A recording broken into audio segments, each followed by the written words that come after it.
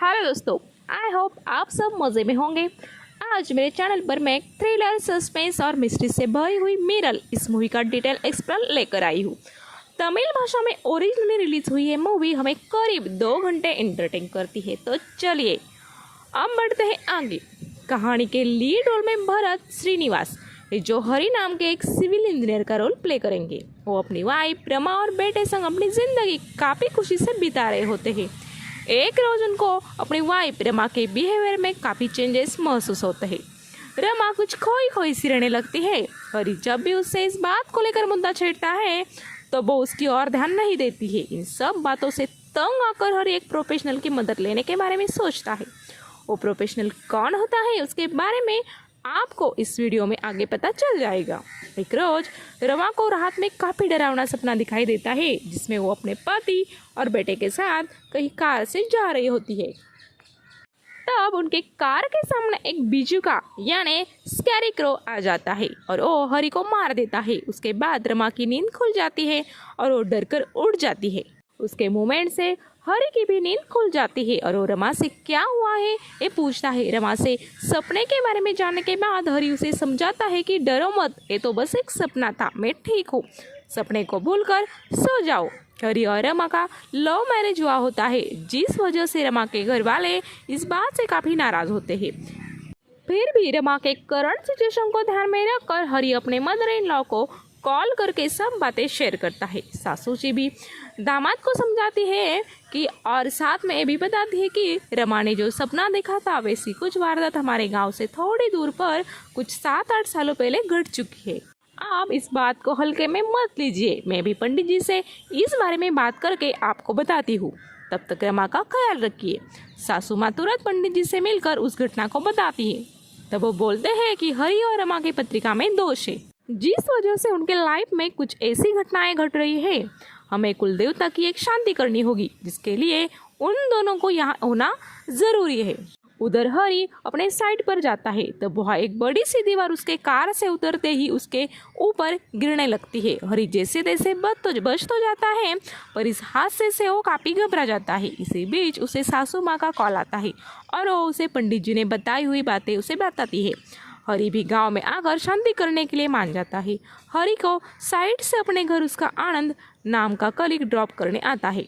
आनंद हरि का काफ़ी पुराना दोस्त होता है। हरि उसको मैं ससुराल जाने वाला हूँ, तू भी साथ चलना ऐसा बताता है, जिस पर आनंद में घर पर पूछ के बताता हो ऐसा बोलता है।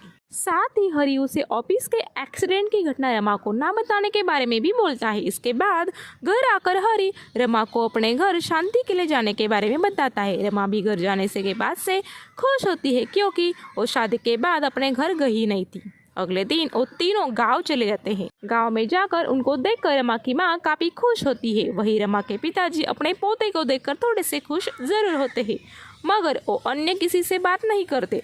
कुछ वक्त बाद हरि अपने ससुर जी से जाकर मिलता है और उनको शादी के वक्त जो भी कुछ हुआ उसके लिए माफ़ी मांगता है। इसके बाद ससुर जी भी बड़े मन से उसे माफ़ कर देते हैं। वो एक रिटायर्ड डीसीपी होते हैं और गांव में उनका काफ़ी रुतबा होता है, मगर बेटी के भाग जाने की वजह से उनके सम्मान को ठेस लगी थी, मगर फिर भी अब वो इन बातों को भूल जाते हैं। इसके बाद अगले दिन वो सभी शांति विधि को करने अपने वहाँ के एक मंदिर जाते हैं। विधि पूरा होने के बाद ससुर जी अपने प्रॉपर्टी का कुछ हिस्सा अपने बेटी और दामाद के नाम कर देते हैं। इस बात को रमा का एक कजिन ब्रदर विरोध करता है। वो पेशे से पुलिस इंस्पेक्टर होता है और उसके मुताबिक रमा ने उठाए हुए गलत कदम की वजह से उनके फैमिली के इज्जत को दाग लगा है, इसलिए अब उससे हमें कोई भी रिश्ता नहीं रखना चाहिए। मगर रमा के पिताजी उसके बात को नज़रअंदाज कर देते हैं और उसे वहां से जाने बोलते हैं।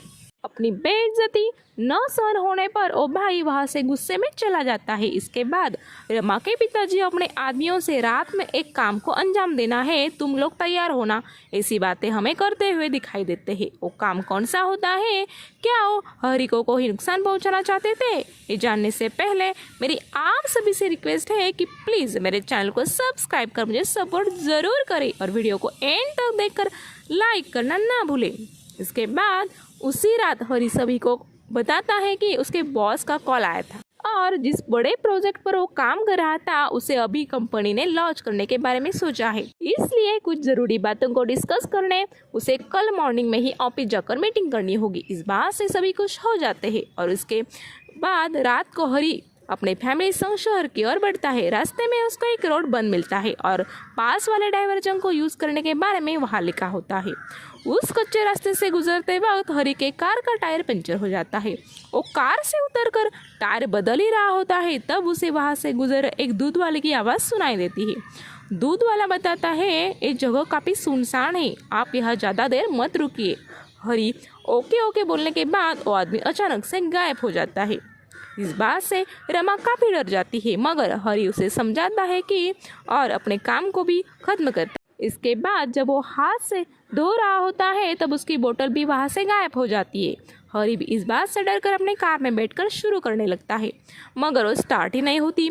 बाहर आकर देखने पर उस बोतल को वो अपने साइलेंसर में फंसा हुआ देखता है। इसके बाद वो लोग वहाँ से आगे की ओर बढ़ते हैं, मगर एक मोड़ पर उसको रास्ते में पेड़ गिरा हुआ मिलता है। कार से बाहर निकलने की वो सोच ही रहा होता है कि तभी एक स्कैरी क्रो जैसे दिखने वाला आदमी उनके कार पे आकर अटैक करता है। वो कार के ग्लासेस को डैमेज करने लगता है। हौसला बटाकर हरी भी कार में करके रॉड को लेकर उसको मारने जैसे ही कार से बाहर निकलता है, तब वो स्कैरी क्रो एक जंगल की ओर भागता है। हरी भी उसके पीछे भागता है, मगर एक पॉइंट बाद उसे कुछ नहीं दिखाई देता। जब वो अपने कार की ओर वापस आता है तब उसे कार में रमा और अपने बेटे को बेहोश हालत में वो देखता है। कार के ऊपर पेट्रोल भी किसी ने डाला हुआ होता है। इतने में कुछ आग के गोले उस कार के पास आने लगते हैं। हरी अपने पास वाले रॉड से उन गोलों को वहां से दूर भगाने लगता है। वो उसी काम में उलझा हुआ होता है कि तभी उसकी कार को कोई ड्राइव करके वहां से ले जाता है और हरी कार के पीछे पीछे दौड़ने लगता है। एक टर्न पर कार गायब हो जाती है और हरी भी उस कार के पीछे भागता रहता है। भागते वक्त उसे साइड में एक पुरानी एम्बेसडर कार खड़ी दिखती है। फिर उसे उसकी सासू माँ की कही बात याद आती है, जिसमें वो रमा के सपने को लेकर कुछ बोल रही थी। अगले मोड़ पर उसे उस मिल्कमैन की कब्र भी दिखाई देती है, जिससे वो इस जंगल के रास्ते के शुरुआत में मिला था। हरी को अपने साथ कुछ खौफनाक घटना घट रही है इसका अंदाजा आ जाता है। सुबह हो जाती है। जंगल में हरी भटकते भटकते एक मोड़ पर आता है। तभी उसे अपनी कार एक कोने में खड़ी दिखती है, जो सूखे घास से ढकी हुई सी दिखती है। कार के पास तेजी से जाकर अंदर झांकता है, तब उसे कार में उसका दोस्त आनंद मरी हुई हालत में दिखाई देता है और उसका फेस किसने जलाया हुआ होता है। इस सीन को देखकर हम भी चौंक जाते हैं, मगर स्टोरी का असली सच तो अब सामने आने लगता है। एक्चुअली पिछले दिन आनंद भी पूजा में शामिल होने रमा के गांव आया हुआ होता है, क्योंकि उसे हरी ने वहां आने के लिए इन्वाइट किया। जब रात में हरी को बॉस का कॉल आया था, तब हरी को वहां रुकने बोलकर आनंद ऑफिस में उस प्रोजेक्ट की मीटिंग अटेंड करने अपने फैमिली संग रात में ही शहर की ओर जाने लगता है और ये सभी वारदात उसी के संग जंगल में घटी थी। अगर ऐसा ही तो फिर हमें हरी वहाँ था, ऐसा क्यों दिखाया गया? इस सवाल आपके मन में ज़रूर आया होगा। तो जनाब, आपके सामने अभी मैं इस फिल्म की मेन स्टोरी लाने जा रही हूँ। हरी और आनंद एक दूसरे के काफ़ी अच्छे दोस्त होते हैं, इस बात को हम जानते ही हैं। आनंद तो रमा को अपनी सिस्टर जैसा ही मानता था, मगर ये सिर्फ एक दिखावा था। उसकी गंदी नज़र रमा पर पहले से थी और जब भी हरी के घर आता रमा की काम करते वक्त वीडियो शूट करता था। किसी भी बहाने से वो रमा को अकेले मिलने के बहाने ढूंढता था। रमा को भी इस बात का अंदाजा होने लगा था, मगर इस बात को लेकर उसने कभी हरी को बताया नहीं। लेकिन एक रोज आनंद एक स्कैरी क्रो बनकर रमा के घर में घुस जाता है और रमा से तभी शारीरिक जबरदस्ती भी करता है और उस वारदात की एक वीडियो बना देता है। वीडियो को एंड करने से पहले वो अपना फेस भी दिखाता है और वहां से चला जाता है। इसके बाद एक अननोन नंबर से वो ये वीडियो रमा को भेजकर ब्लैकमेल भी करने लगता है। इस बात को लेकर रमा पिछले कुछ महीनों से डिस्टर्ब रहने लगती है। हरी जब रमा के मोबाइल में उस अननोन नंबर से मैसेजेस देखता है, तब हकीकत जानने के लिए वो एक प्रोफेशनल की मदद लेता है, जो जासूस होता है। और जासूस हरी को बताता है कि ये सेम आनंद ने किसी दूसरे के नाम से लिया था और वो भी अभी से ऑपरेट कर रहा है। इसके बाद आनंद तुम पे हमला भी कर सकता है, ये भी वो जासूस पहले से हरी को इन्फॉर्म कर देता है। जिसके बाद हरी अलर्ट रहने लगता है। इसका मतलब ऑफिस में जो स्लैब हरी के ऊपर गिर रहा था, उसके पीछे आनंद का यह हाथ था।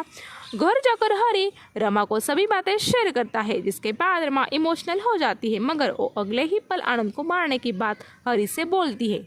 गांव में वो लोग इसी प्लान को अंजाम देने की बात सोचकर आए हुए होते हैं। जब आनंद जंगल से जाने निकलता है तब हरी ही ओ स्कैरीक्रो बनकर उसे डराने लगता है। एक मोड़ पर हरी के कार के सामने जब वो मिल्कमैन और एक औरत की आत्मा आती है तब आनंद हरी को कॉल करके बोलता है कि जंगलों में मुझे कोई आत्मा मारना चाहती है, जिसके बाद वो स्कैरीक्रो वहाँ आ जाता है और आनंद को कार से बाहर निकाल कर मारने लगता है। आनंद की बीवी उस स्कैरीक्रो को पकड़ती है और उसका मांस हटाती है तब वो हरी ही होता है। ये देखकर वो शॉक हो जाती है, मगर हरी उसके कुछ बोलने से पहले ही उसे रमा का वो गंदा वीडियो दिखा देता है, जिसे देखने के बाद आनंद की वाइफ रोने लगती है। इतने में वहाँ रमा आती है और वो आनंद के फेस पे एसिड डाल देती है। आनंद के वाइफ को आनंद का रूप देखकर उससे काफ़ी नफरत हो जाती है और वो रमा से सॉरी बोलती है। इसके बाद पुलिस मौके पर आ जाती है, जिसमें रमा का कजिन भाई इन्वेस्टिगेशन करते वक्त हरी को ही इस मामले में फंसाने की कोशिश करता है, मगर हरी तभी वो कॉल रिकॉर्डिंग सुनाता है जिसमें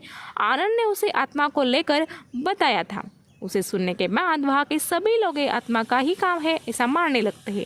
इसे आनंद की वाइफ भी हाँ बोलकर सहमति दिखाती है। फिर क्या था, पुलिस को तहकीकात वही खत्म हो जाती है। रमा और हरी अपने साथ हुए अन्याय का बदला अपने तरीके से ले लेते हैं। यहाँ इस काम में रमा के पिताजी ने हरी का साथ दिया होता है। वो अपने खास लोगों को वो दूध वाला और औरत का भूत बना देते हैं और रात में इस्तेमाल हुई सभी चीज़ों को भी गायब कर देते हैं ताकि पुलिस को किसी पे शक ना हो। आनंद की वाइफ अपने बेटे को लेकर वहाँ से काफ़ी दुखी होकर लौट आती है। इसी सीन के साथ मूवी खत्म हो जाती है। हवस की वजह से शैतान बना एक आदमी किस तरह एक शैतान के ही हाथों से मारा जाता है, ये इस कहानी में हमें देखने मिलता है। मूवी काफ़ी अच्छी है और स्टोरी भी ओरिजिनल है। सभी कलाकारों ने काफ़ी अच्छे से अपने रोल्स को निभाया है। डायरेक्शन और सिनेमाटोग्राफी भी एकदम बढ़िया है। तो चलिए इसी के साथ अब वक्त हुआ वीडियो को एंड करने का। Good bye.